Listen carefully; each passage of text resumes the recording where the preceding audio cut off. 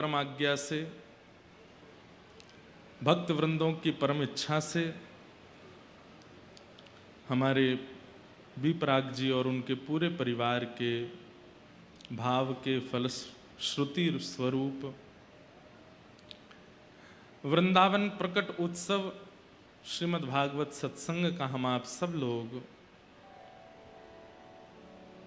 इस दिव्य नगर चंडीगढ़ में अविराजित होकर के आज से प्रारंभ कर रहे हैं। ये हमारा परम सौभाग्य है।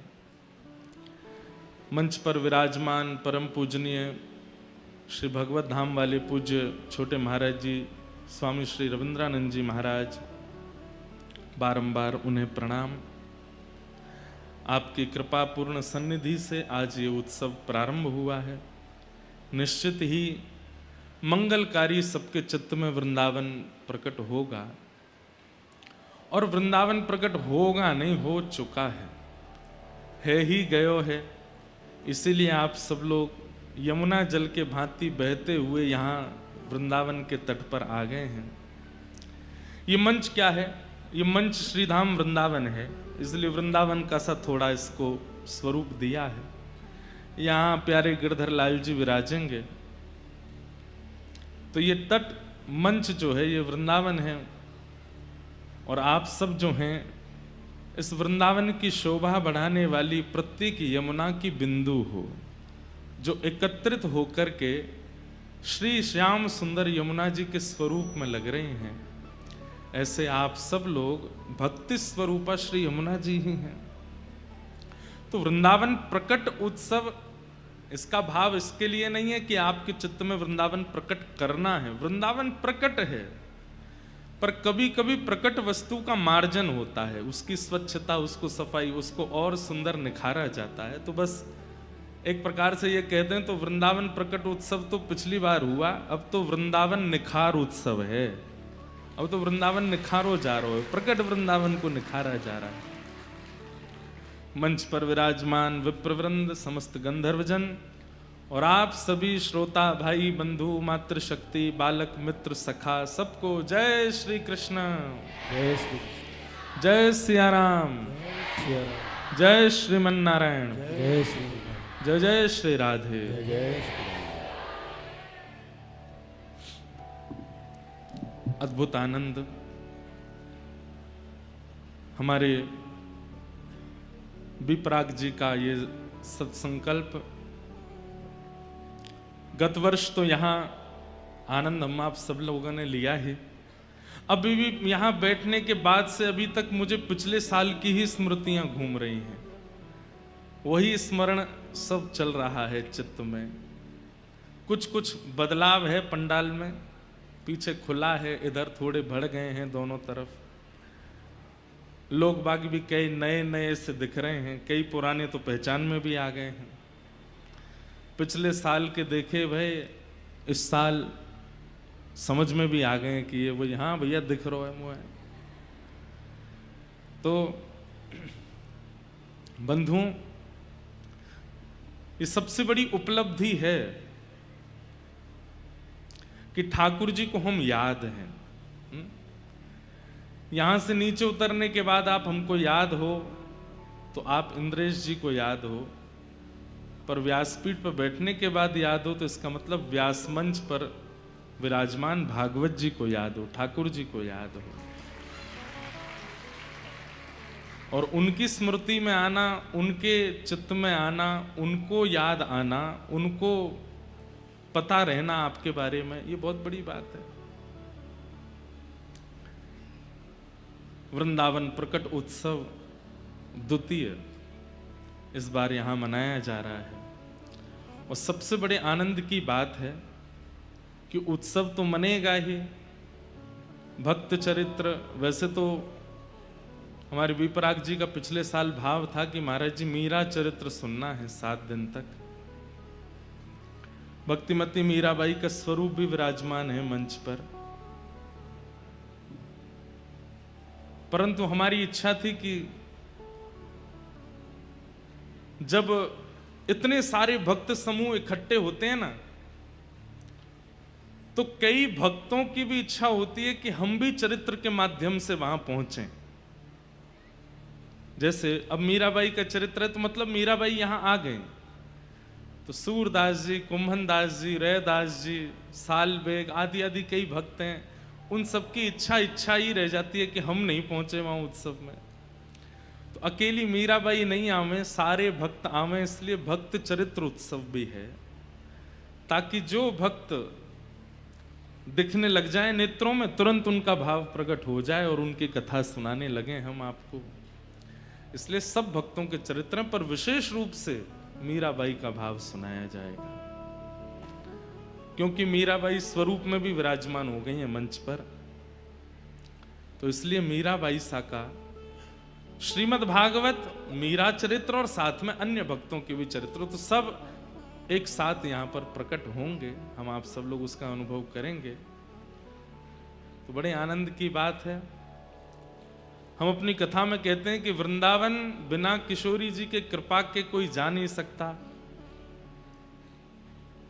पर यह भी बात सत्य है कि वृंदावन बिना किशोरी जी की कृपा के वृंदावन भी कहीं नहीं जाता है। वृंदावन सचल है, अचल नहीं है। वृंदावन एक ही स्थान पर नहीं रहता है। कोई अगर वृंदावन के अनुकूल परिस्थिति, कोई वृंदावन के अनुकूल व्यवस्था, कोई वृंदावन के अनुकूल स्वभाव और मन निर्माण करे तो वृंदावन उसके पास प्रकट हो जाता है। ऐसा श्रीधाम वृंदावन है।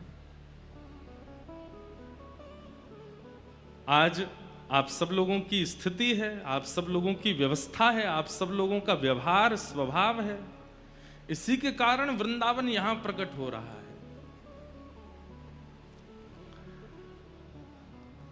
तो वृंदावन प्रकट उत्सव हम मनाएंगे, भक्त चरित्र सुनेंगे। 2-3 बात हमारी बहुत ध्यान से सुनिएगा, अगर हो सके तो। ये जो बीच में बैरिकेटिंग लगी है, इसके पीछे जितने भी लोग बैठे हैं, जब से मैं कथा में आया हूं तब से मैं देख रहा हूं वो हिले भी नहीं है, लेकिन बैरिकेटिंग के आगे हलचल हो ही रही है। कभी कोई आ रहा है, कोई बैठ रहा है, तो पीछे वाले ताली बजा रहे हैं। आपको पता है, आपको वीवीआईपी पास मिले होंगे, तो आप पास के भाव से 3 बजे ही आओगे, 4 बजे ही आओगे, पर वास्तविकता तो ये है कि वीवीआईपी तो वो हैं बेचारे जो 12 बजे आके यहाँ बैठ गए हैं, पहले से ही अपना स्थान रिक्त करके बैठे हैं। हमारी आगे वालों से हाथ जोड़ के प्रार्थना है, जो आके बैठ गए हैं अब वो उठे नहीं, और कोई नया आ रहा है तो उसको किनारे में ही बैठा दें। अब कथा प्रारंभ के बाद में या सामने हलचल ना हो, हमारे मन में, हमारे भावना में कोई और गति ना आवे, यही वाली हलचल ये ना हो। हाँ, बस विराज जाओ, एक कोने में ही बैठ जाओ। क्योंकि देखिए, आपके सामने कोई एक चित्र है, आप उसका चिंतन कर रहे हैं। अब उस चित्र में बार बार कोई छींटा मारे, बार बार कोई और रंग डालता रहे, तो फिर वो चित्र चिंतन कैसे हो। हमें श्रोता रूपी कैनवास मिला है, और श्रोता रूपी और पंडाल रूपी कैनवास पे हम चित्र बना रहे हैं। अब उस चित्र के बीच में कोई और आकर के खड़ा हो जाए, जैसे कोई फोटो खिंचा रहे होते हैं, नीचे से एक और आ जाए, मैं भी, तो फोटो बिगड़ जाती है ना। तो ऐसे ही ये कैनवास हमारा बन गया है। और कैसा कैनवास है, ऊपर तो श्वेत है यानी किशोरी जी हैं, और नीचे आप सबके कारे कारे बाल हैं यानी कि श्री ठाकुर जी हैं। मध्य में ये गोल्डन लाइट जो है, यही आप लोगों के आभूषण हैं। किशोरी जी ने क्या सुंदर आभूषण पहने, पूरा पंडाल ही किशोरी जी है। जो श्वेत श्वेत है, ऐसा लगे कि श्वेत पंडाल के रूप में किशोरी जी, और बीच बीच में ये जो गोल्डन कलर का ये किशोरी जी के वस्त्र हैं, और या वस्त्र के बीच में ये सुंदर आभूषण पहने हैं। मंच के पास में जो ये आभूषण हैं, ये सिरके हैं, उसके बाद ये नीचे 1 2 3 4 5 6 7, लो ये भी 7 ही हैं, 1 2 3 4 5 6 7, हाँ ये सप्त मालाएं हैं। बीच में वो मालाओं में विशेष नग लगे रहते हैं ना, ऐसे बीच बीच में नग लग रहे हैं। और ये ऐसे पूरा किशोरी जी ने छत्र छाया बना रखी है। हमारे माए श्यामा जू को राज, हमारे माए श्यामा जू को। पंडाल कौन है क्यों? किशोरी जी।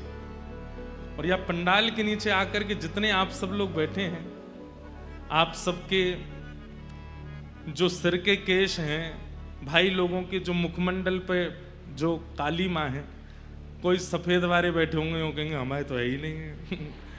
अरे जिनके बाल सफेद हैं या जिनकी दाढ़ी सफेद है, वो ये विचार कर लो कि कारे वारे के ऊपर तो ठाकुर जी हैं, हमारे ऊपर तो किशोरी जी हैं। यहाँ पे भी ठाकुर जी नहीं आन दिए हैं। तो ये श्वेत किशोरी जी, और नीचे आप सब लोगों के मुखमंडल पर जो ये श्याम वर्ण, श्याम कांति का अनुभव हो रहा है, ऐसा लग रहा है ठाकुर जी, किशोरी जी के आश्रय में ठाकुर जी बैठे हैं। जाके अधीन सदा ही सांवरो, जाके अधीन सदा ही सांवरो, या ब्रज को सिरताज, या ब्रज को सिरताज, हमारे माई श्यामा जू को राज, हमारे माई श्यामा जू।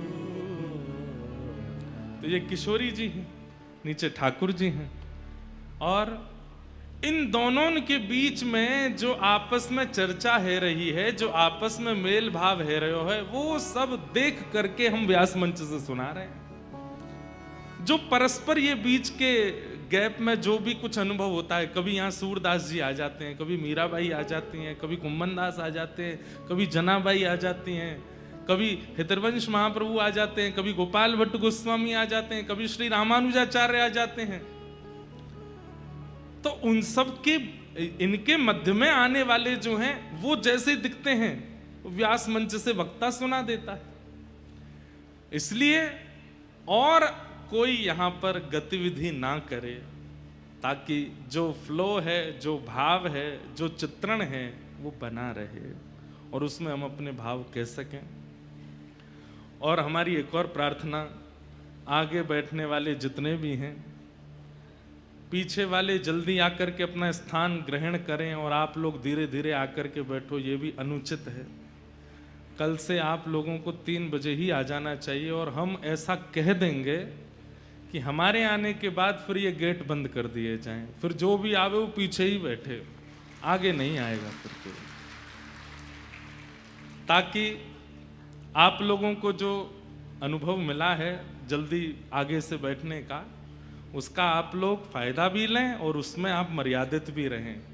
आपके अंदर एक ही होड़ होनी चाहिए कि व्यास जी से पहले हम जाके बैठ जाएं, नहीं तो पीछे आके बैठना पड़ेगा फिर।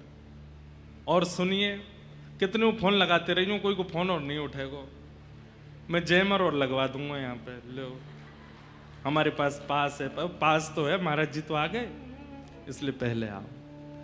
आप लोगों की बहुत बड़ी भूमिका है जो आगे बैठे हैं, क्योंकि पीछे वाले तो हमें इतने दिख नहीं रहे, आप लोग ही दिख रहे हो। आपके मुख की कांति, आपकी गतिविधि, आपका हिलना डुलना चलना, इससे हमारे वाणी पर और भाव पर बहुत असर पड़ेगा, इसलिए इसका बहुत ध्यान रखिएगा।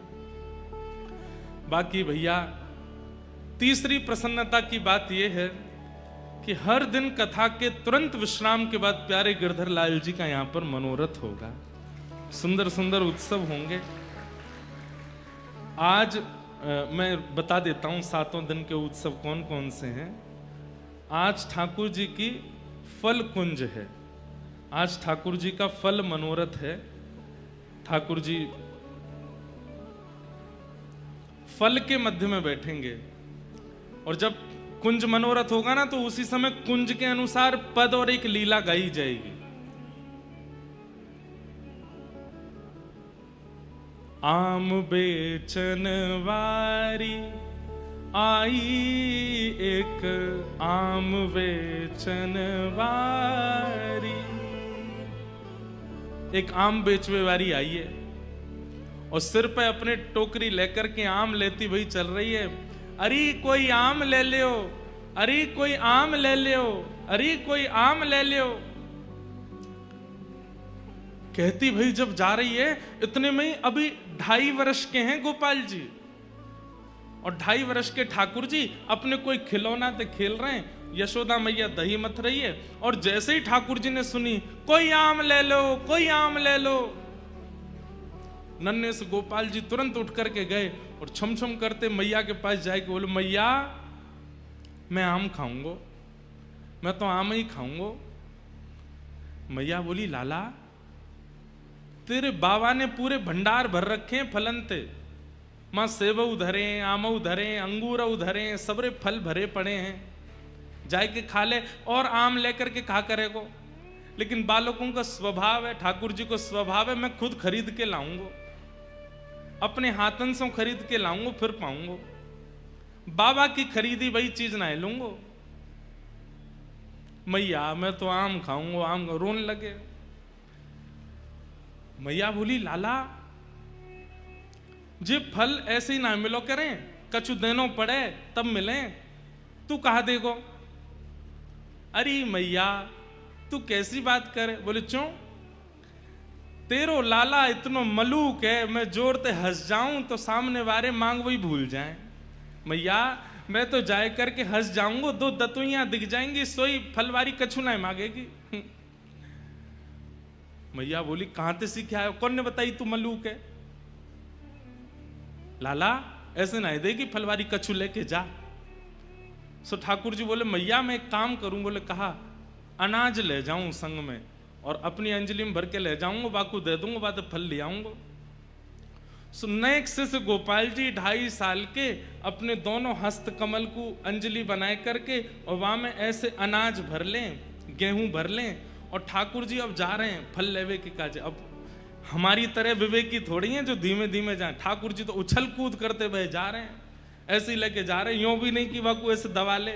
अब जैसे ही उछल कूद करते हुए तो सबरे अनाज गिरते जा रहे हैं। मैया कह रही है, अरे लाला ने को नहीं जाने कछु भी, ऐसा भोर हो मेरो लाला। और ठाकुर जी दौड़ के जा रहे हैं, मुख पे चिंता है, क्यों? कि फलवारी कहीं चली नहीं जाए।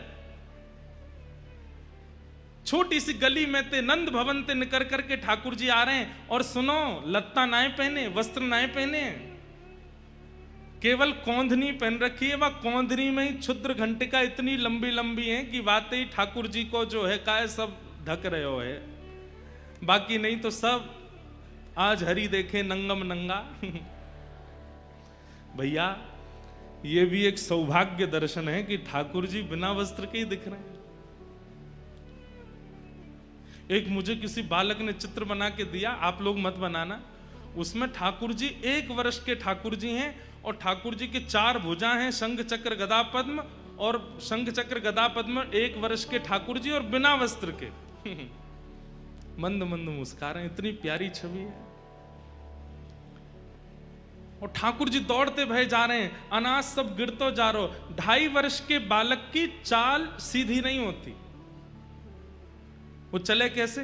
सीधो भी चले तो ऐसा लगे टेढ़ो जा रहा है। तो कभी ठाकुर जी यूं जामे, कभी यूं जामे, कभी यूं जामे। ललित गति विलास बल गुहास, प्रणय निरीक्षण कल्पितो रुमान। इतने में ही वो फल बेचन वाली अपने सिर पर टोकरी रखे, अरे कोई आम ले लो, कोई आम ले लो, मीठे रसीले आम ले लो। कहती भाई जैसे ही आई, और वाकई गलती ते दृष्टि पड़ गई, वह गली में जा, गली ते नंद भवन ते ठाकुर जी अनाज लेके दौड़ते हुए आ रहे हैं। और जैसे ही देखी है ठाकुर जी की सूरत, भूल गई सब सुध बुध। ठाकुर जी की रूप कांति कैसी है? श्री कृष्ण करणामृत में श्री विल्व मंगल जी कहते हैं कि ठाकुर जी का जो तन है, वो तन तो ऐसा है जैसे कि मानो गहरा नील सरोवर, एक गहरा नील सरोवर, और उस गहरे नील सरोवर पर ये 2 आंखें ऐसी हैं जैसे मानो 2 कमल खिले हों, सबसे आकर्षक 2 कमल हों। और कभी कभी ठाकुर जी दौड़ भाग करें तो ठाकुर जी के गाल भी गुलाबी गुलाबी है जाएं, तो ऐसा लगे 2 कमल ऊपर और 2 कमल नीचे प्रकट है गए। ठाकुर जी की अंग कांति तो श्याम वर्ण की है, परंतु ये हस्त कमल ये भी गुलाबी हैं, चरण कमल ये भी गुलाबी हैं, ओष्ठ ये भी गुलाबी हैं। आहा। और बीच बीच में जो स्वर्ण के आभूषण मैया ने पहनाए हैं वो ऐसा लगे कि स्वर्ण कि कोई नील सरोवर में कोई ने दीप दान किया हो, तो सुंदर सुंदर सुंदर सुंदर दीप वा सरोवर में मचल रहे हैं। तो ऐसे ठाकुर जी की रूप कांति पर मानो जैसे स्वर्ण के आभूषण लगते हैं। आहा। जैसे ही देखिए छवि वर्णन करते हैं, विक्रेतु कामाखिल गोप कन्या मुरारी पादार्पित चित्तवृत्ति दध्यादिकं हवशाद्यवोच्यत गोविंद दामोदर माधवेति।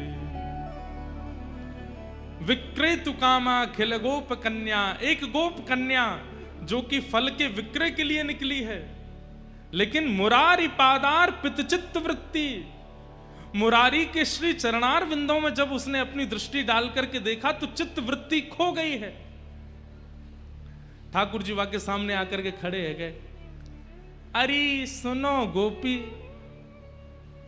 मधुर स्वर जैसे कान में गए उसके सिर से तो टोकरी गिरने वाली है, जैसे तैसे संभालती है। कहो लालन मोकू आम दे दो। गोपी नीचे बैठ गई और जैसे ही टोकरी बगल में रख करके बोली, अच्छा आम चाहिए? बोला हाँ। पहले कछु देनो पड़ेगा तब आम मिलेंगे। ठाकुर जी बोले हाँ मैं लेके आया हूं। और जैसी अंजलि आगे करी सबरे अनाज गिर गए, एक अन्न को दानो पड़ो बस। ठाकुर जी कह रहे जे बच्चो है। अरे सबरे गोपी गिर गए रास्ता में, अब तुम याते जितनो मिल जाए उतनो दे दो। एक अन्न को दानो है और बाकू ठाकुर जी कह रहे हैं कि याते जितनो मिल जाएगो आम उतने दे दो। गोपी के नेत्र सजल हो गए, वो तो मुख कांति देख रही है, ठाकुर जी की मधुर बैन सुन रही है, नेत्रों में ही उसकी स्थिति है। गोपी बोली अच्छा या के बदले जितनो मिलेगो उतनो दे दूं? बोले हाँ दे दो। गोपी ने कही लाओ दो। जैसे गोपी ने हाथ कियो, ठाकुर जी ने एक अन्न को दानो वा के हाथ में दियो, गोपी ने संभाल करके धर लियो। अब तो लेकर के महाराज एक आम हाथ में, दूसरो आम दूसरे हाथ में, दूसरो आम और दियो, तीसरो आम और दियो, 4-5 आम ठाकुर जी को पकड़ा दिए। ठाकुर जी ऐसे खड़े है गए, 4 आमन में ही ठाकुर जी तो भर गए, छोटे से हैं। बस गोपी इतनो ही बहुत है। वो ना है तुमने जो दियो बातें तो और ज्यादा मिलेगो, लेके जानो पड़ेगो। ठाकुर जी बोले अब कैसे देगी? तो गोपी अपनी एक चुनरी उतार करके ठाकुर जी की कमर पे बांधे और वह कमर में कस के बांधी वही चुनरी में एक आम यहाँ खोस दियो, एक आगे खोस दियो, पीछे खोस दियो, ऐसे करके चारों तरफ आम खोस दिए कमर पे। आज ठाकुर जी ने आम की कोंदनी पहनी है। आम की कोंदनी पहन रखी है। वही चुनरी को नेक छोड़ बचो है तो वही हाथ पे बांध दिए, तो 1-2 आम यहां लगा दिए, दूसरी तरफ यहां पे 1-2 आम लगा दिए। चुनरी को एक छोड़ और फाड़ करके सिर पे बांधो, 2 आम यहां लगा दिए, एक आगे एक पीछे लगा दियो। ठाकुर जी बोले अब तो मैं गिर जाऊंगा, इतना भारी है गयो। गोपी बोली अब जाओ। अब ठाकुर जी ने ऐसे आम भर रखे हैं, सिर पे भी आम लग रहे हैं, यहाँ पे आम फंसे हुए हैं, यहाँ पे आम लगे। अब ठाकुर जी जब चले तो ऐसे चल रहे हैं कोई गिर नहीं जाए। कहीं कहीं कोई आम ज्यादा दब गया तो वहां में ते रस निकल करके आ रहा हो, वो ठाकुर जी को स्नान करा रहा है। और ठाकुर जी ज्यों ज्यों पग बढ़ा के चलते जा रहे हैं त्यों त्यों वो गोपी निहाल लेती जा रही है। मन में इच्छा है रही है कि ये जाए ना, ऐसे ही देखत रहूं तो मैं जन्म सफल कर मानूं, मैं ऐसे ही देखती रहूं इनको। वहां से यशोदा मैया लाला की झांकी देख रही है और यहां से वो आम बेकनवारी देख रही है।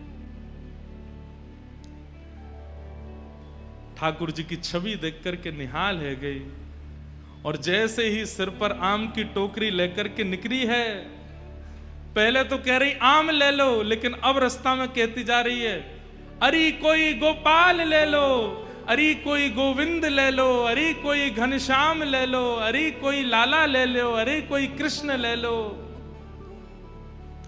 कृष्ण गोविंद गोपाल मधुसूदन मुरारी कहती हुई जा रही है। आहा, वह एक अन्न के दाने को बार बार शीश से लगावे, नेत्रंश अश्रुपात है रहे, बहाने बना बना करके रोज जावे नंद भवन के सामने और ठाकुर जी रोज वहां से कछु खरीदवे जावे। ऐसी कृपा ठाकुर जी ने वाक्य ऊपर करी है। विक्रेतु कामा खेल गोप कन्या मुरारी पादार्पित चित्त वृत्ति दध्यादिकं मोहवशाद्य वोच्य गोविंद दामोदर माधवेति।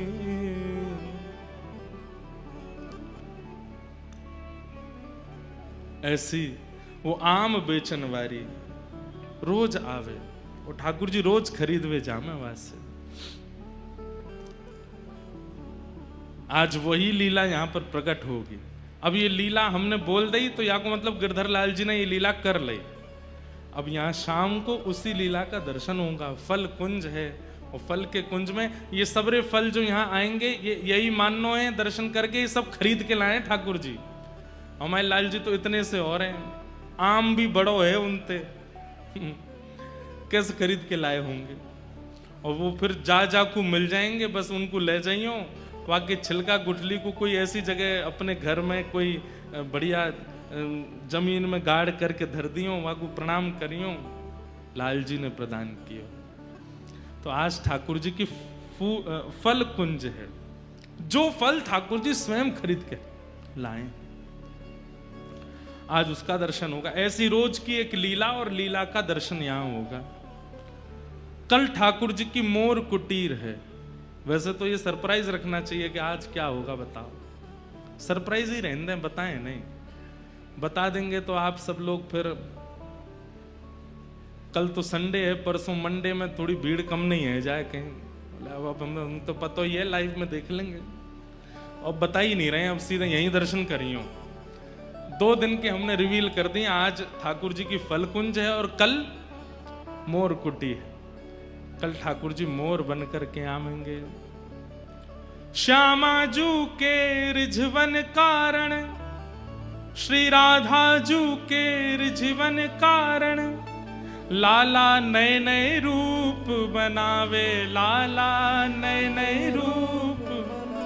किशोरी जी को रिझावे के लिए लाला नए नए रूप बनावे। आज कहा बनो हो कान्हा मोर बन आयो, कान्हा मोर बन आयो। तो कल ठाकुर जी की मोर कुटी के दर्शन होंगे। तो नित्य यहाँ प्यारे गिरधर लाल जी का मनोरथ उत्सव होगा। शाम को कथा विश्राम करने के बाद में फिर यहाँ पर कभी हम पद गाएंगे, कभी वृंदावन के रसिक जन आ रहे हैं वो पद गाएंगे। सब लोगों का पद गायन और वो सब आनंद उत्सव बनेगा। तो इस प्रकार से उत्सव की पूरी रूपरेखा है। आप सब लोग खूब आनंद लीजिए। बस भैया ध्यान रखियो, इन 7 दिनान में कोई भी रसपक्ष आपसे चूके नहीं। रस की पिचकारी यहां से चलेगी, वो आपको एक एक बिंदु आपको आनंदित कर जाए। क्योंकि फिर अगली प्रतीक्षा तो फिर 1 साल की है, और अगले साल की जो कथा है वो तो 1 साल 1 महीना 13 महीना बाद और है, अक्टूबर में है। तो यह हमारे आप लोगों की प्रतीक्षा लंबी है। इसलिए या बार की या रस पक्ष को जितनो हो सके उतनो आस्वादन कर लियो, आनंदते रोज पधार करके इस सुख का आस्वादन कीजिएगा। वृंदावन प्रकट महोत्सव। आइए श्रीमद् भागवत के महात्म्य में हम लोग प्रवेश करते हैं। और उसी बीच में फिर वृंदावन की और भक्तिमती मीराबाई की और अन्य जो रसिक जन आएंगे सबकी चर्चा हम करेंगे। सच्चिदानंद रूपाय विश्वोत्पत्त्यादि हेतवे तापत्रय विनाशाय श्री कृष्णाय वयं नमः। यं प्रव्रजन्तमनुपेतमपेतकृत्यं द्वैपायनो विरह कातर्या जुहाव पुत्रेति तन्मयतया तर्वोऽभिनेदुः तं सर्वभूतहृदयं मुनिमानतोऽस्मि।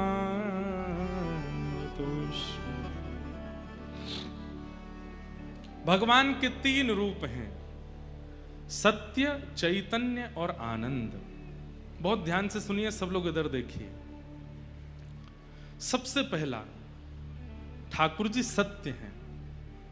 ये विचार आपके चित्त में नहीं आएगा तो राधा रमन जी चले जाओ, राधा वल्लभ जी चले जाओ, बांके बिहारी चले जाओ, चाहे कहीं भी आप दर्शन करने चले जाओ, आपको कोई और अनुभूति नहीं होगी। केवल और केवल ठाकुर जी अचल रूप में दिखाई देंगे। ये इस बात का प्रमाण है कि ठाकुर जी हमको अचल दिखते हैं, इसका मतलब हम अभी सत्य रूप का दर्शन नहीं करते। सत्य स्वरूप यदि हमारे चित्त में होगा तो ठाकुर जी अचल नहीं दिख सकते, उनमें कोई ना कोई आपको सचलता का अनुभव होगा। आज ठाकुर जी की ये बांह थोड़ी सी उठी हुई है, आज ठाकुर जी के गाल कछु ज्यादा गोल मटोल लग रहे हैं, आज ठाकुर जी के मुखमंडल पर नेक ज्यादा ही प्रसन्नता दिख रही है। राधा रमन जी की तो दतुइयां दिखने लगती हैं, वो तो सार्वजनिक रूप से सबको दिखती हैं, फोटोज में भी दिख जाती हैं। राधा रमन जी की एक कृपा है, वो ऐसा अनुभव कर, ऐसा आपको कहते हैं कि तुम्हारे चित्त में भले ही मेरे प्रति सत्य भाव ना हो, मैं तो फिर दांत दिखाऊंगा अपने। पर ये दंतावली का दर्शन केवल राधा रमन जी का नहीं होता, सबका होता है। पर बाकियों में अनुभव करने के लिए आपके चित्त में सत्य का होना आवश्यक है कि ये वास्तविक सत्य है। महाप्रभु जगन्नाथ जी, अभी हम जगन्नाथपुरी कथा करके आए हैं, आपको पता है वो विरह के ठाकुर जी हैं। महाप्रभु जगन्नाथ जी श्री प्रिया जी के विरह में ऐसे हो गए हैं, व्रजवासियों के विरह में ऐसे हो गए हैं।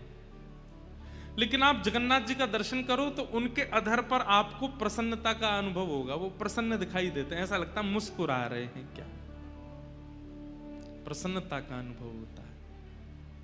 नेत्रों को अगर देखेंगे तो अनुभव होगा कि कोई रोने वाला होता है तो उसके नेत्र ऐसे हो जाते हैं, बड़े बड़े नेत्र हो जाते हैं, नेत्रों के आसपास थोड़ी लालिमा जैसी हो जाती है। लेकिन मुखमंडल का दर्शन करती है ऐसा लगता है जैसे मानो प्रसन्न हो रहे हो। ठाकुर जी सत्य हैं और जो उनके प्रति सत्य भावना रखेगा उसको एक जैसे ठाकुर जी नहीं दिखेंगे, उनमें कुछ ना कुछ अनुभव होता रहेगा। आज उदास हैं, आज न प्रसन्न ज्यादा हैं, आज थोड़े से रूठे भये हैं, आज न हंस रहे हैं, आज थोड़े से नटखट लग रहे हैं, ऐसे कुछ ना कुछ प्रतिबिंब स्वरूप उनका प्रकट होता रहेगा। ठाकुर जी सत्य हैं, उनके प्रति सत्य भावना रखो। दूसरी बात, ठाकुर जी चैतन्य हैं। चैतन्य मतलब वो जड़ नहीं है, उनके प्रति धातु पदार्थ या किसी पाषाण की भावना मत रखो, वो साक्षात चैतन्य है। जैसे हम चैतन्य हैं, हमारी चैतन्यता के लिए एसी लगाए गए हैं, पंखे लगाए गए हैं, कूलर लगाए गए हैं, बैठने के लिए गद्दा लगाया गया है, सब। कई लोगों को मैं देखता हूं ठाकुर जी को विराजमान कर देते हैं, नीचे एक वस्त्र भी नहीं धारण कराते। क्यों? क्योंकि उनके मन में चैतन्य भाव नहीं है। ठाकुर जी को कहीं भी कैसे भी वस्त्र पहना देते हैं, उनमें जड़ाउदार कुछ लगा होता है, ठाकुर जी जो वस्त्र पहनते हैं उनके भीतर कसैलिता होती है, वो चुभती होगी अंग को, लेकिन उनको विचार में नहीं आता। क्यों? क्योंकि चैतन्य भाव नहीं है ठाकुर जी के प्रति। ठाकुर जी के प्रति चैतन्य बुद्धि रखो। वो साक्षात चैतन्य है, वो कहां विराजमान होने चाहिए, कैसे उठा के लेके चलने हैं, कहां। हमारे यहां कहते हैं कि ठाकुर जी का जब श्रृंगार भी करें तो ठाकुर जी को उठा करके गोद में धारण करो, एक वस्त्र पहना करके उस पर, और फिर उसमें ज्यादातर अंगूठे का प्रयोग मत करो, क्योंकि अंगूठे से बल लगता है, ठाकुर जी को श्रम होता है। इतना विचार किया जाता है। ठाकुर जी चैतन्य है। अगर सत्य और चैतन्य बुद्धि ठाकुर जी के प्रति नहीं रखोगे तो फिर आप ये प्रश्न करोगे, महाराज जी हमको हमारी भक्ति बढ़ क्यों नहीं रही है, हमारे मन में वो प्रेम क्यों नहीं आ रहा है, हमारे मन में वो विरह क्यों नहीं आ रहा है, वो भाव क्यों नहीं आ रहा है? क्योंकि आपने चैतन्य जैसी प्रतिक्रिया की नहीं ठाकुर जी के साथ। उनके प्रति चैतन्य भाव रखो, चैतन्य बुद्धि रखो। ठाकुर जी चैतन्य है। मीराबाई, सूरदास ये ठाकुर जी को चैतन्य मानते हैं, जड़ नहीं मानते। मीरा के चित्त में, बाईसा के चित्र में प्रेम का प्रादुर्भाव ही इसी बात से हो जाता है। मां से एक बारात देख करके बस पूछ लेती है, मां ये क्या हो रहा है? मां कहती है ये बारात जा रही है। अच्छा, ये कौन है जो घोड़ी पे बैठा है? बोले ये बींद है, दुल्हा है, इसकी एक दुल्हन है, उसको ब्याह करने के लिए जा रहा है। मीराबाई बोली अच्छा, छोटी सी है मैया, मैं भी कभी दुल्हन बनूंगी? तो मां हंस करके बोली हाँ तू भी दुल्हन बनेगी। और मेरा बींद कौन आएगा? मेरा बींद कहां से आएगा? वो कैसे घोड़ी पर बैठ के आएगा? क्या पहन के आएगा? कैसे सेहरा बांध के आएगा? कब आएगा? मां ने हंस करके टाल दिया, अरे अभी तू लाली है, तू छोटी है, ऐसी बात क्यों करती है, आएगा तेरा बींद भी। मीराबाई तो चिंता में पड़ गई, बोले मैं देखूं तो सही मेरा बींद है कैसा, मुझे मेरे माता पिता से दूर ले जाएगा, अपने साथ रखेगा, अगर वो अच्छा नहीं हुआ तो मैं ब्याह क्यों करूंगी? पहले मुझे बताओ कौन है मेरा बींद। मां कभी इधर जावे कभी उधर जावे, मीरा छोटी सी पीछे पीछे दौड़ रही है, मां मेरा बींद कौन है, मेरा बींद कौन है? हार करके मां ने ठाकुर जी की तरफ इशारा कर दिया। छोटे से गोपाल जी बैठे हैं, ये हैं तेरे बींद, ये आएंगे घोड़ी पे बैठ के। ऐसा कह के मां तो चली गई, लेकिन मीराबाई एक टक देखती रही, और देखते देखते ठाकुर जी के स्वरूप के बगल में जाकर के मुंह फेर करके बैठी है, शर्मा रही हैं। तुम मेरे बींद हो, आप आओगे घोड़ी पे बैठ के? अच्छे हो वैसे तो, थोड़े से बड़े हो जाना, छोटे हो थोड़े अभी। घोड़ी गोरी लेके आना, उस पर बैठ के आना, सहरा पहन के आना, ऐसे वस्त्र पहन के आना, ऐसे ऐसे ऐसे ऐसे साज बजवाते हुए लाना। बस वहीं से ही भारत भूमि को भक्तिमती मीराबाई की प्राप्ति हुई। क्यों?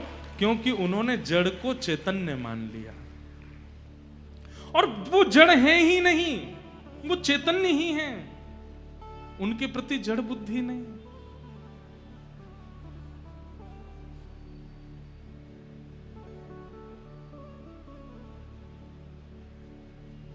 मीरा जो अपने पूर्व जन्म में एक माधवी नाम की गोपी, एक बात तो आपको माननी पड़ेगी, आपका वृंदावन से प्रति प्रेम, आपका किशोरी जी के प्रति प्रेम, आपका राधा रमण जी, राधा वल्लभ जी, बिहारी जी के प्रति प्रेम, ये इस जन्म में अगर हुआ है तो ये इस जन्म का नहीं है, ये पूर्व का है। ये पूर्व से ही आपका संबंध है, पूर्व से ही वो आपको प्रिय हैं, पूर्व में कुछ तो आपने ऐसा किया है जिसके कारण ठाकुर जी आपको इतने प्रिय हैं। एक जन्म का संबंध नहीं हो सकता। हाँ, एक जन्म पहला जिसका संबंध होगा ठाकुर जी से, उसकी भावना कैसी होगी सुनो। उसको वृंदावन आकर्षण तो करता होगा, पर किसके लिए आकर्षण करता होगा? बस वृंदावन जाकर के खाना अच्छा लगता है, वहां जीव के स्वाद मिल जाते हैं। वृंदावन जाकर के रहना अच्छा लगता है, वहां पे भीड़ भाड़ रहती है, कूद कूद करके सब लोग कीर्तन करते हैं, ये अच्छा लगता है। वृंदावन की परिक्रमा करने में मजा बड़ा आता है भैया। चाय पियो, कहीं पे फेन खाओ, टोस्ट खाओ, गन्ना का रस पियो, बढ़िया चलते रहो, अपने मित्रों के साथ ऊधम करते रहो, चिल्लाते रहो, गाते रहो। इन सब चीजों का जो आकर्षण वृंदावन के प्रति है, इसका मतलब ये पहला आकर्षण है आपको। लेकिन वृंदावन जाते हैं और वृंदावन में प्रवेश होते ही आंसू से आने लगते हैं। श्री राधारमण जी को देख करके बस मन करता है कि हटे ना इनके, और मन में प्रश्न भी उठता है, क्यों इतना प्रिय लग रहा है, ये अश्रुबिंद क्यों आते हैं, क्यों राधारमण जी के सामने से हटने की इच्छा नहीं होती, क्यों इनकी रूप माधुरी इतनी प्रिय लगती है। ब्रजवासियों के भोलेपन, ब्रजवासियों की क्रिया, वृंदावन के बंदरों की प्रतिक्रिया देख करके मन बड़ा प्रसन्न होता है। ऐसा लगता है कि मेरी आत्मा यहीं की है। अगर ऐसी स्थिति बनती है, अनायास नेत्रों से अश्रु आना, वृंदावन की छोटी छोटी चीजों में अति रुचि आना, ब्रजवासियों की छोटी छोटी प्रतिक्रिया बड़े बड़े इन्फ्लुएंसरों के इन्फ्लुएंस से भी ज्यादा अच्छी लगती हो, ये सब स्थिति यदि मन में प्रकट होती है, तो इसका मतलब ये एक जन्म का नहीं है, अनेक जन्म का है। वापस लौट करके चंडीगढ़ आते हैं तो बस अगली दिन की प्रतीक्षा होती है, अब कब वह दिन आएगा, फिर से हम वृंदावन जाएंगे, फिर से गाड़ी में बैठेंगे, फिर से सब योजना बनेगी, फिर से वृंदावन की रास्ते पर निकलेंगे। और क्या बताएं महाराज, हाईवे पर वो रास्ता अच्छा लगने लगता है जो वृंदावन की ओर जाता है। दिल्ली से वो वृंदावन का एरो अच्छा लगने लगता है। वृंदावन से छठीकरा से जैसी ओ मेरो वृंदावन लिखा आता है तो मन मयूर नृत्य करने लगता है। ये समझो वो एक जन्म का नहीं है। आहा, मीराबाई कहती है, पल पल पिय को रूप निहारूं, निरख निरख सुख पाती। पल पल पिय को रूप निहारूं, निरख निरख सुख पाती। ऊंचे चढ़ चढ़ पंथ निहारूं, ऊंचे चढ़ चढ़। मीराबाई रोज उस दिशा में देखती हैं जिस दिशा में वृंदावन है। एक बात और सुनिएगा, वृंदावन जिसको परिपूर्ण प्राप्त हुआ ना, वृंदावन ने उसको विरह भी बहुत दिया है। मीराबाई, मैं वर्ष तो नहीं जानता कि 35, 40, 50 कितने वर्ष मीराबाई को लगे वृंदावन पहुंचने में, लेकिन मैं इतना जानता हूं कि युवावस्था पूरी निकलने के बाद ही मीराबाई वृंदावन जा पाई। उससे पहले तो मीराबाई केवल दिशा का दर्शन करती हैं, और दिशा में जाने वाले पक्षी, दिशा में दिखने वाले वृक्ष, दिशा में दिखने वाले, दिशा की ओर जाने वाले बादल, सबको प्रणाम करती हैं मीराबाई। क्यों? क्योंकि तुम उस दिशा में जा रहे हो जिस दिशा में मेरा वृंदावन है। ऊंचे चढ़ चढ़ पंथ निहारूं, ऊंचे चढ़ चढ़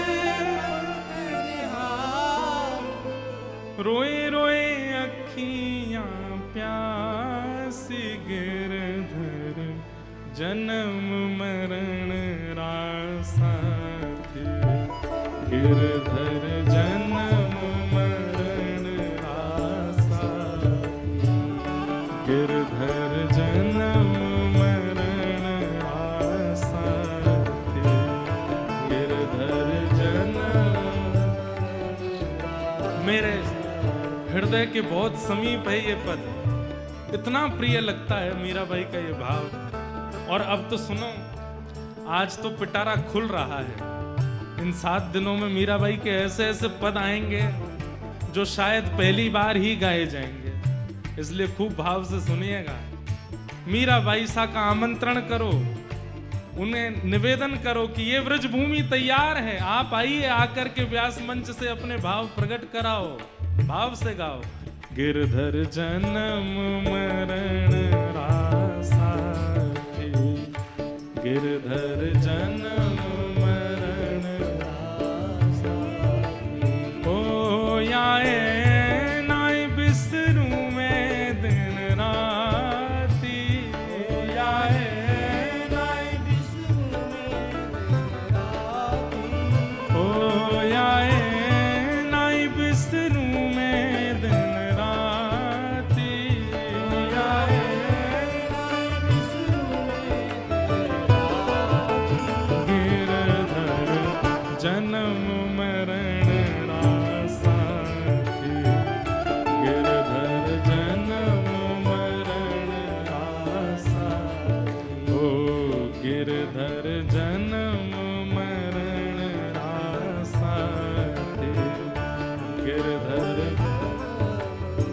प्यारे गिरधर गोपाल की।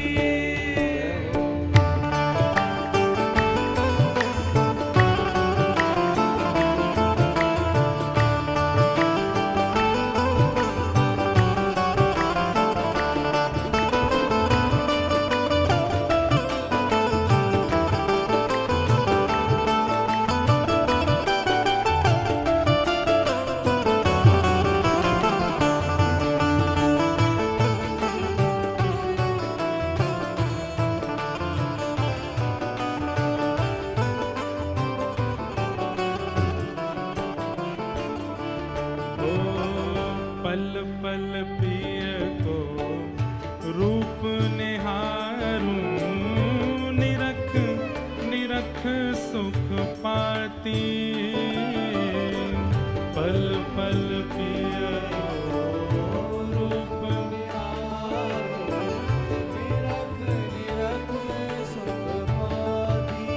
ओ पल पल पिय को रूप निहारूं, निरख निरख सुख पाती। पल पिए को रूप निहारूं, निरख निरख सुख पाती। ऊंचे चढ़ चढ़ पंत निहार, ऊंचे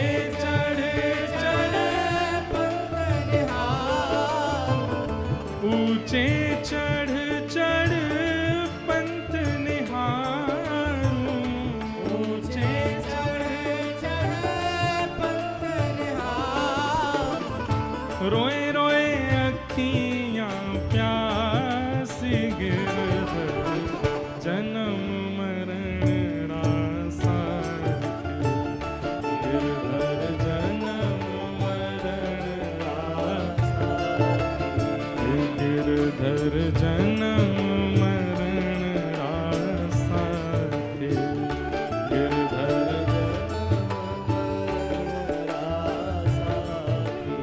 ओ याए नाय बिसरू में दिन राती, ओ याए नाय बिसरू में दिन राती। ओ याए नाय बिसरू में दिन राती, ओ याए नाय बिसरू में दिन राती। गिरधर जन्म मरण रासा थी, गिरधर ओ गिरधर जन्म मरण रासा थी।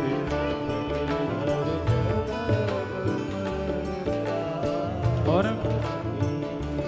ओ इनके बिन मोहे कल ना परत है, जानत मेरी छाती।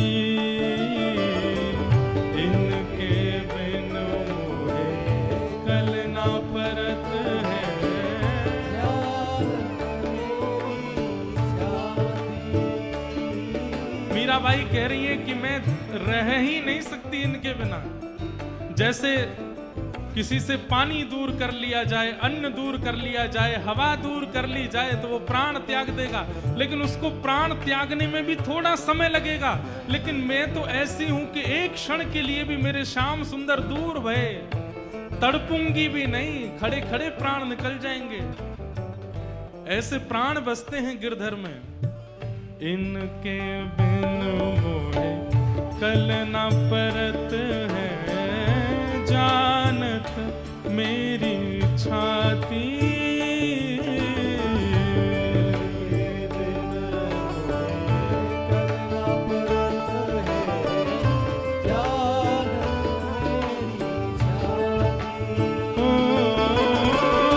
तोय कर जोड़ा अर्ज करूं छू, तोय कर जोड़ा अर्ज करूं छू, तोय कर जोड़ा अर्ज करूं छू, तोय कर जोड़ा अर्ज करूं छू।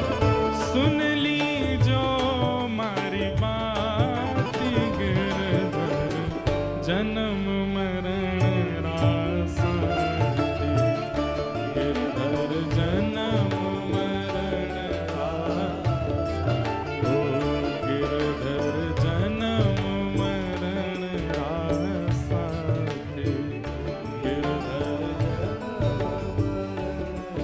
प्यारे गिरधर गोपाल की।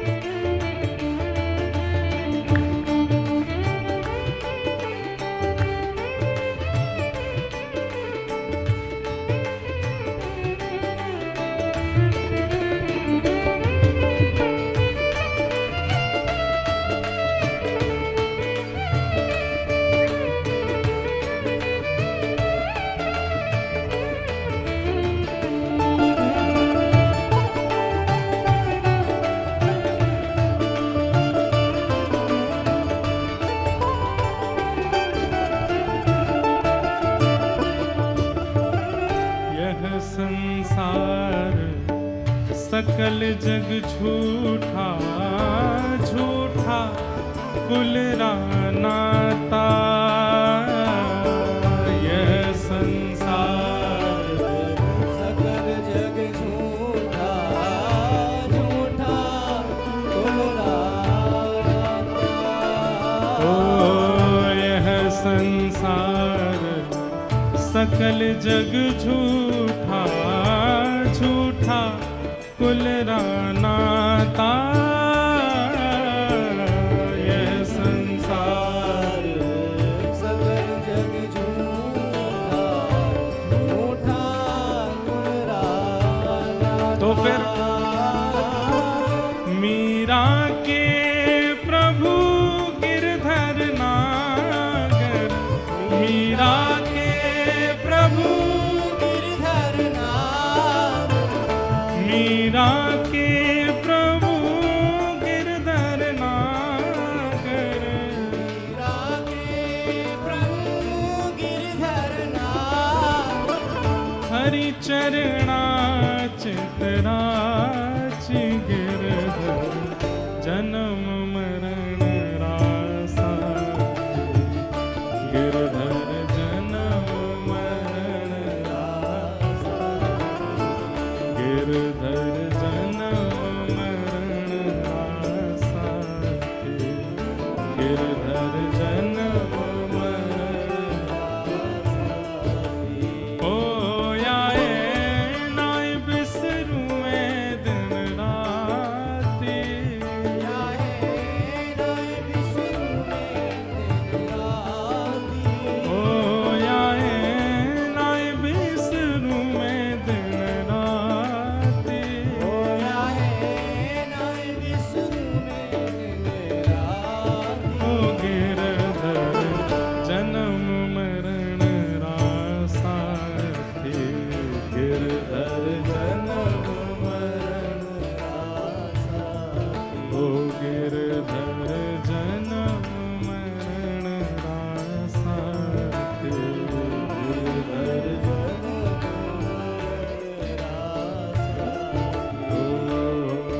गोविंद मेरो है, गोपाल मेरो है,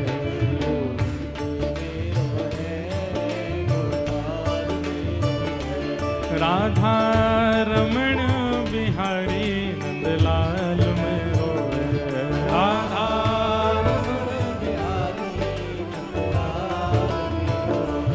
राधा रमण बिहारी नंदलाल मेरो है, राधा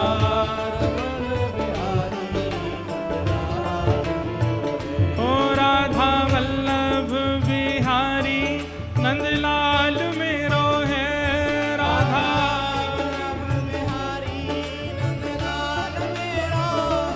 राधा गोविंद बिहारी नंदलाल मेरो है, राधा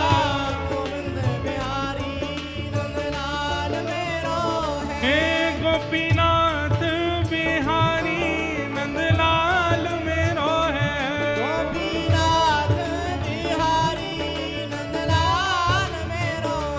राधा वल्लभ बिहारी गोपाल मेरो है, हे गोविंद मेरो है, गोपाल मेरो है,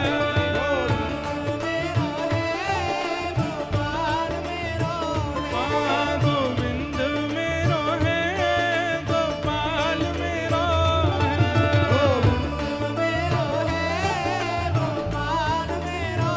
ओ प्यारो गिरिवर धारी गोपाल मेरो है,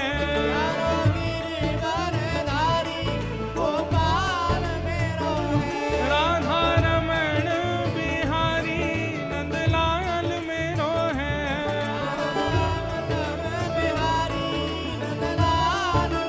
हे गोविंद मेरो है, गोपाल मेरो है,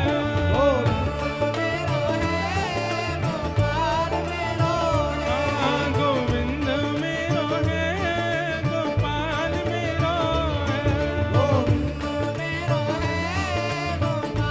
मेरो है, हे गोविंद मेरो है, गोपाल मेरो है,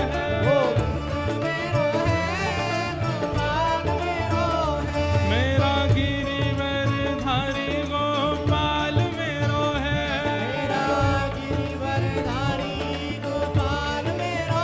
ओ मेरा गिरिवर धारी गोपाल मेरो है, मेरा राधा वल्लभ बिहारी नंदलाल मेरो है,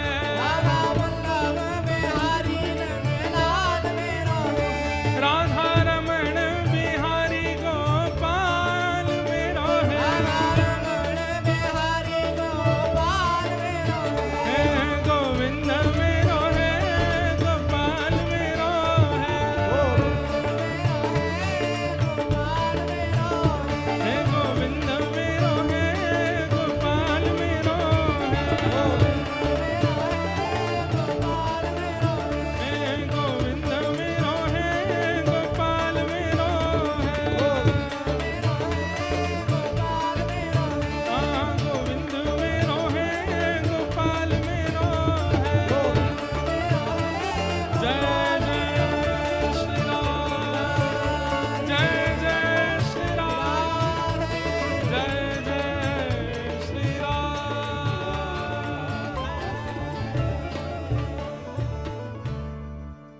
हो आए नाए बिसरू में दिन राती, आए नाए गिरधर जन्म मरण रासाती, गिरधर जन्म ऐसी मीरा के ठाकुर जी कब बने? जब उन्होंने मां के द्वारा कहे गए गोपाल जी को बाल्यकाल में ही अपना बींद मान लिया। एक बार भी मन में ये प्रयास, मन में ये भाव नहीं आया कि ये ऐसे जड़ ही हैं, ये चैतन्य है। ये बात निश्चित है कि चैतन्य बुद्धि से ही ठाकुर जी की सेवा में लगा जा सकता है। माधवी नाम की गोपी हैं मीरा, अपने पूर्व जन्म में भगवान के एक सखा के साथ इनका विवाह हुआ। अधिकतर ज्यादा प्रसिद्धि इस बात की है कि श्री दामा के साथ में मीराबाई का ब्याह हुआ। ध्यान से सुनना, पूर्व जन्म में जब ये माधवी नाम की गोपी, ठाकुर जी भी छोटे से हैं और उस समय में बहुत लंबी आयु के बाद ब्याह नहीं होता था, छोटी अवस्था में ही ब्याह हो जाता था। पर भगवान के जितने भी सखाए सब ठाकुर जी से बड़े हैं, सब ठाकुर जी से बड़े। एक आध कोई छोटे हैं, बाकी सब ठाकुर जी से बड़े। तो ठाकुर जी के सखा का ब्याह हो गया। ठाकुर जी को पता नहीं चली, बहुत ध्यान से सुनो सब लोग, इधर देखो, ठाकुर जी को पता नहीं चली कि कब कब में ब्याह हो गया। लेकिन एक दिन श्री दामा अपनी पीहर गई हुई बहू को ले जाने के लिए तैयार हुआ और जैसे ही सब सखाओं को बोलने आया कि मैं जा रहा हूं, तो ठाकुर जी बोले, अरे श्री दामा, वैसे तो तू रोज पुराने से लत्ता ने पहन के आ जाए, आज बड़े चमकदार लत्ता पहन के आयो, कहां को जा रहे हो भैया? तो श्री दामा बोलो, लाला मैं तो अपनी ससुराल जा रहा हूं। ठाकुर जी बोले, जी कौन सा गांव है ससुराल? श्री दामा बोले, लाला जी गांव ना है तो कोई शहर है? बोले ना शहर ना है। तो कोई देश है? बोले ना देश ना है। तो लाला जब हम बड़े है जाए, हमारो ब्याह है जाए, तो जा कन्याते हमारो ब्याह होवे, वाको घर हमारो ससुराल होवे, वहां जा रहा हूं। जैसे वहां माधवी रोई थी कि मेरे बींद कौन, ऐसे ठाकुर जी रोने लगे, मेरी ससुराल कहां है? श्री दामा तेरी ससुराल तो मिल गई, मेरी ससुराल कहां है? श्री दामा बोले, लाला तेरी ससुराल ना है।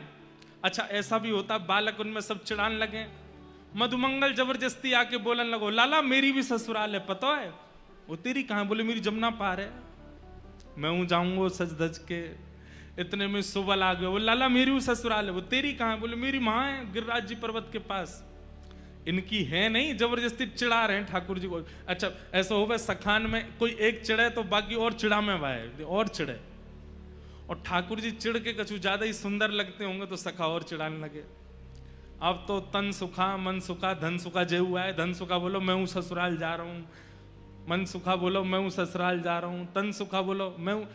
लाला बोले तेरी हूं ससुराल है, पतर पूछ रहा से तेरी हूं ससुराल है, और मैं इतनो माखन खाए खाए के हट्टो कट्टो है को मेरी ससुराल ना है अभी तक।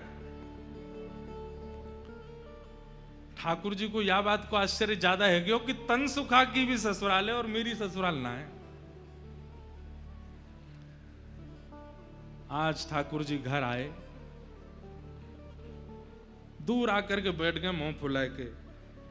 नहीं तो रोज लौट के आमे मैया के कभी कंधा पे चढ़ जाएं, कभी गोद में बैठ जाएं, कभी लेट जाएं, कभी कछु खींचें, कभी कछु करें। आज चुपचाप बैठे। मैया ने पीछे मुड़ के देखी, बोले हैं लाला तू कब ते आए के बैठो है? सो ठाकुर जी मोह इधर करके बैठ गए।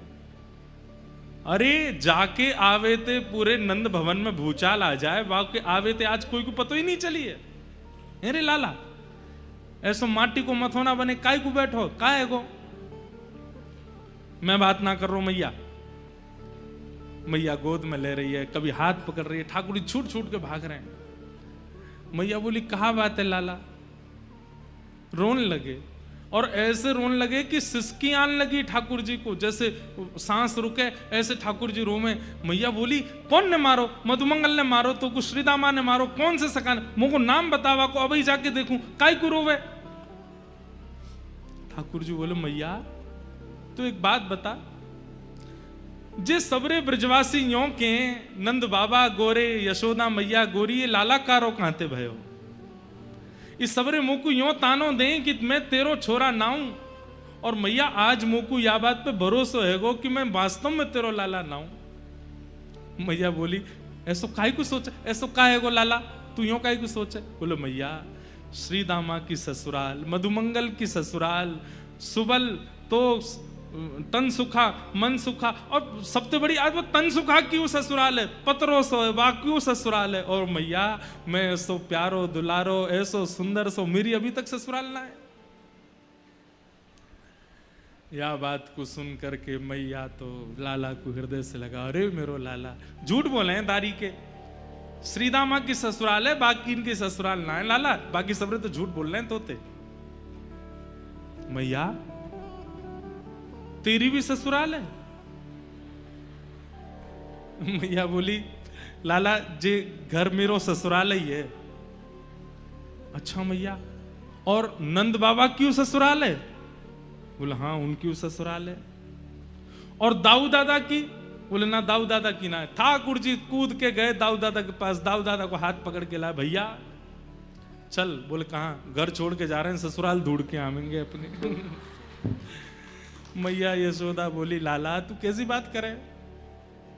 अब तो ठाकुर जी हट करने लगे, सिर मूड मारन लगे पृथ्वी पे, और बोले भोजन ना करूंगो, सोऊंगो ना, तेरी गोद ना आऊंगो, कछु ना करूंगो, पहले मेरी ससुराल बता कहाँ है। और मैया अगर तेने मुंह को मेरी ससुराल नहीं बताई तो मैं श्रीदामा की ससुराल छीन लूंगो, भाई को अपनी ससुराल बनाए लूंगो। मैया ने जैसे तैसे करके बोले अच्छा एक काम कर। बोले कहा श्रीदामा जब अपनी बहू लेके आ जाएगो, अपनी ससुराल से वापस आ जाएगो, तो बाकी बहू देख लियो, वैसी बहू तेरे काजे ले आऊंगा। ठाकुर जी बोले जी बहू कौन होवे मैया। मैया बोली ये और मैंने औगार लगा ली। औगार समझे, ये ब्रज भाषा है। औगार मतलब अब कैसे समझाएं औगार क्या है। जो बला, ये और मैंने बला लगा ली, पहली ससुराल के काजे लड़ रहा हो, बहू और बताओ कौन है। मैया बोली लाला। इतने में नंद बाबा आगे बोले मैं बताऊं लाला, यहां पे आ। गोदी में बैठ गए। बोलो लाला तेरी मैया है ना। बोले हाँ जे मेरी बहू है।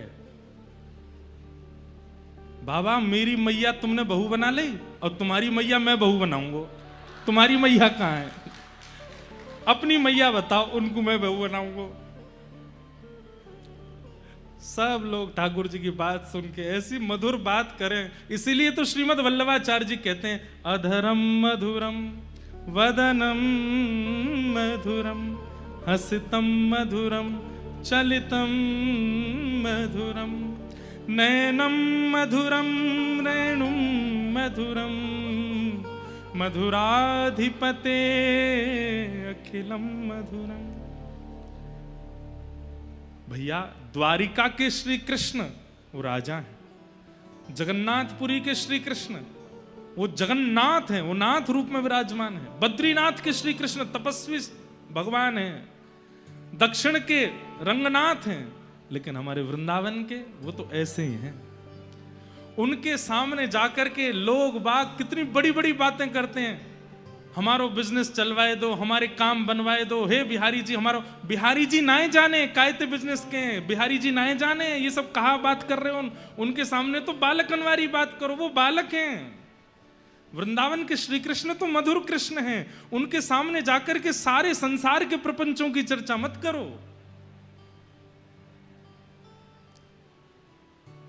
प्रपंचों की चर्चा करने के लिए और भी लोग हैं। वृंदावन श्री कृष्ण के पास जाके तो जैसे एक छोटे बालक, अभी कोई आपके रिश्तेदार का छोटा बालक आ जाता है, उसको आकर के आप ये बोलते हो क्या आजकल तो भैया हमारा मुनाफा नहीं चल रहा है, बढ़िया प्रॉफिट नहीं हो रहा है, बहुत लॉस जा रहा है।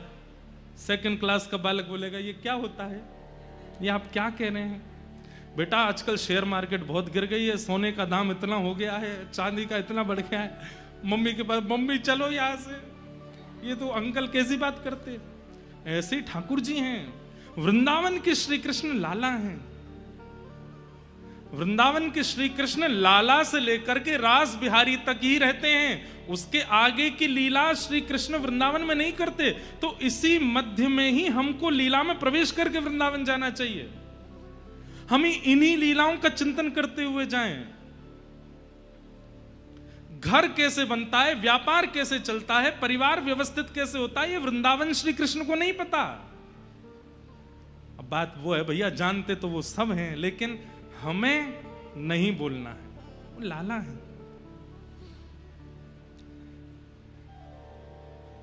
इतने में ही कोई दौड़ो दौड़ो आयो, बोले लाला जल्दी चल। बोले कहा भयो? श्री दामा ससुराल ते आएगो, बहू लेके आयो है। ठाकुर जी तुरंत दौड़े, मेरी पीतांबरी कहाँ है, मेरी कारी कमरी कहाँ है, जल्दी लाओ पहन के। मैया बोली लाला कहा करे को बहू को? बोले मैया मक्खन जैसा होता हो को खावे को खाऊंगो। लाला बहू खावे की चीज ना है, बहू तो देखवे की है, और फिर तेरा ब्याह है जाएगा ना, फिर तू सब समझ में आ जाएगी। ठाकुर जी दौड़ करके गए, यहां श्री दामा अपनी बहू लेके, माधवी लेके आयो है। माधवी की माता जी ने माधवी को समझा के भेजा। बोले तू वापस अपने ससुराल जा रही है? बोले हाँ। सब चीज को ध्यान रखियो लाली, सास की बात मानियो, ससुर की सुनियो, पति की यूं करियो, आदि आदि सब बातें कहीं। और बोली तू एक बात तो गांठ बांध के जा। बोले कहा? बोले तेरे जो पति हैं श्रीदामा, इनको एक सखा है, वाको नाम है कन्हैया। बोले हाँ। चाहे कछु है जाए, जीवन भर तो को घूंघट में ही बूढ़ो है नो पड़ जाए, घूंघट में ही रही आइयो, लेकिन वाकू अपनो मुख मत दिखाइयो। क्यों मैया? अरे मैंने ऐसी सुनी है कि वृंदावन में वो कन्हैया नेक्सो वो जाको मुख देख ले या जाको अपनो मुख दिखाई दे, वाको पातिव्रत धर्म आदि सब नष्ट हो जाए, वो वही को है कि रह जाए।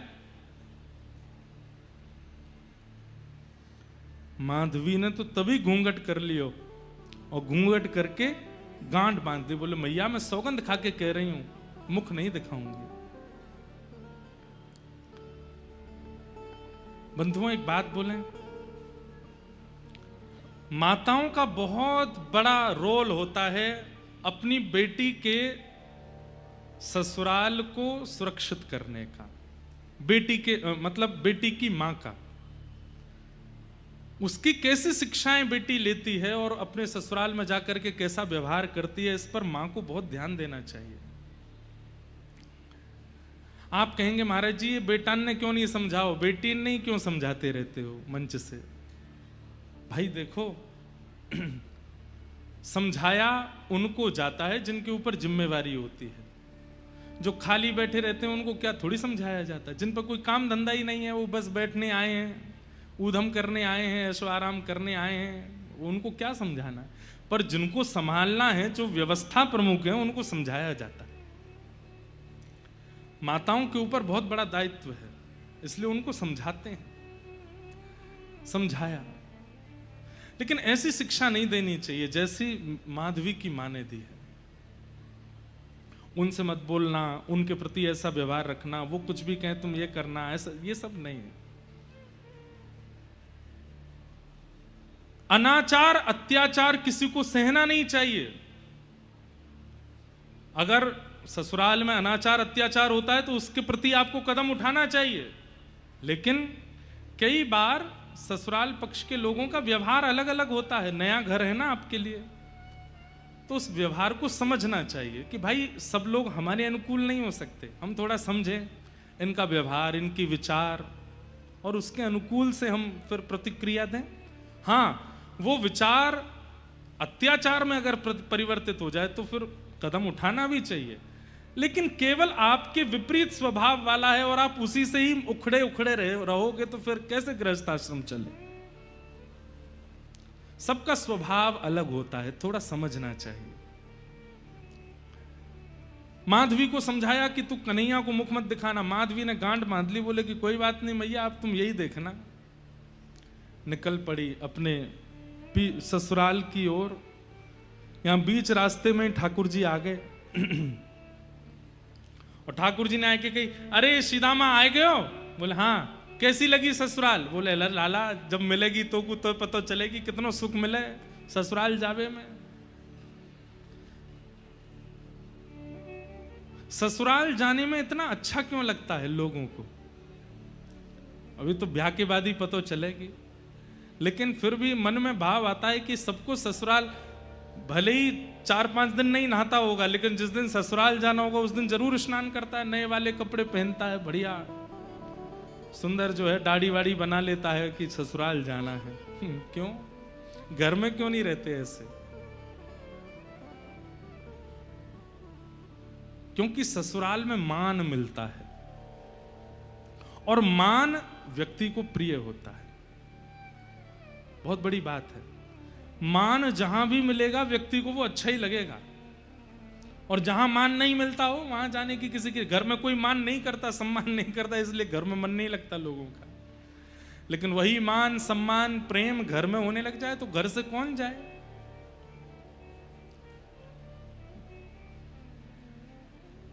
ठाकुर जी बोले, अच्छा बहू कहां है? बोले पीछे बैठी है। सीधामा ने इशारा कियो, बोले अरे माधवी, मेरो सखा है कन्हैया, या को मुख दिखाए दे। जैसी सुनी कन्हैया आ रहे हैं महाराज, घूंघट लेकर के ऐसे पकड़ करके माधवी बैठ गई। बोले ये तो वही है जिसके लिए मैया ने मना किया, हाथ पांव कांपने लगे। जिनका मुख देख करके सारी पीड़ाएं दूर हो जाती हैं, सारे कंटक दूर हो जाते हैं, वो सामने खड़े हैं और माधवी अपना मुंह बंद करके, घूंघट करके, आंख बंद करके खड़ी है। नंद जी को छैया, बलभद्र जी को भैया लाल, या को मुख देखे ते कटत यम फंद। जिसका मुख देखने से यमराज के फंदे कट जाते हैं, उसके मुख को देख करके माधवी मुख दिख रही है अपना। कहने की बात, ऐसी शिक्षा किसी को मत दो कि कोई व्यक्ति ठाकुर जी से मुंह मोड़ ले, ठाकुर जी से मुख छुपा ले। ठाकुर जी तो अंदर ही बैठ गए पालकी में और कह रहे हैं भाभी जी ने मुख दिखाई दो अपनो। मैया ने कही है आपको मुख देख करके जाऊंगा और फिर जैसा बताऊंगा वैसी बहू मेरी आवेगी, नेक दिखाई दो। माधवी तो ऐसे बैठ जाए, कभी ऐसे बैठ जाए, ठाकुर जी ने पास जाए तो दूर रह जाए, मुख नहीं दिखावे। ठाकुर जी ने चरण तक पकड़ लिए, बोले अरे भाभी जी ने मुख दिखाई दो, मैं तुम्हारे पाम पर रहा हूं, नेक दिखाई तो दो। लेकिन माधवी ने मुख नहीं दिखाया। नन्हे से गोपाल जी को क्रोध आ गया। बोले बड़ो गुमान करके बैठी है अपने मोहड़े को, तेने मुंह को मुख नहीं दिखायो ना, आज इतनी याचना करने पर भी मुख नहीं दिखायो। मैं तो को वचन दे के जा रहा हूं, एक नहीं 2-2 जन्मन तक याचना करेगी तब भी मेरो मुख नहीं दिखेगा तो को, और युगन तक प्रतीक्षा करेगी तब भी मेरो मुख दिखेगा नहीं तो को। बड़े बड़े कष्ट सहने पड़ेंगे, बड़ो श्रम करना पड़ेगा, तब जाकर के मेरो मुख दिखेगा तो को। माधवी बोल पड़ी, मैं क्यों तड़पूंगी तुम्हारे मुख देखवे को? मोह तड़पे की आवश्यकता नहीं है, चले जाओ, कभी मुख मत दिखाइए अपनो। ठाकुर जी बोले ये तो समय बताएगा, और ऐसा कहकर के ठाकुर जी चले गए। माधवी को तो लगी आज जैसे जान बची हो, लेकिन कौन जानता था कि वो किस भाव से वंचित हो रही है। लौट करके माधवी जब अपने ससुराल पहुंची, रहने लगी वहां पर। अब तो स्थिति ऐसी है कि गोपियों के साथ यमुना जल भरने जाती है तो गोपियां कृष्ण की बात करती हैं, लौट करके घर आती है तो सास ननद कृष्ण की बात करते हैं। रात्रि में कहीं घूमने जाती है, बैठती है सखियों के बीच में तो वहां भी कृष्ण की बात करते हैं। अरे तेने देखी नंद को लाला आज कहां पहन के डोल लो, अरे तेने देखी नंद के कन्हैया ने वावारी गोपी के यहां आज ऐसे ऐसे लीला करी। माधवी कहती है तुम पे और कोई बात नहीं है, तुम्हारे अपने पति हैं, तुम्हारे अपने बाल बच्चे हैं, वो नंद जी के लाला पर पुरुष की ओर ऐसी कुदृष्टि क्यों रखती हो? सब गोपी घेर करके कहती हैं, हेरी माधवी तेने अभी तक देखो ना है, दिखे नंद को लाला? दूसरी गोपी बोली हम बे, जैसे वो सामने थे आमे जे घूंघट कर ले लंबो और देखे ही ना उनकी ओर। माधवी बोली देखा नहीं है और देखूंगी भी नहीं, और ना मुझे आवश्यकता है। सब गोपी कहने लगी अरे माधवी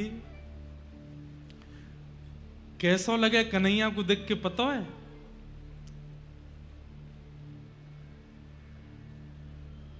जैसे अंधे को मिल जाए ज्योति, निर्धन को मिले हीरे मोती, जैसे पतझड़ में फूल खिल गया मेरा सांवरा मुझे मिल गया।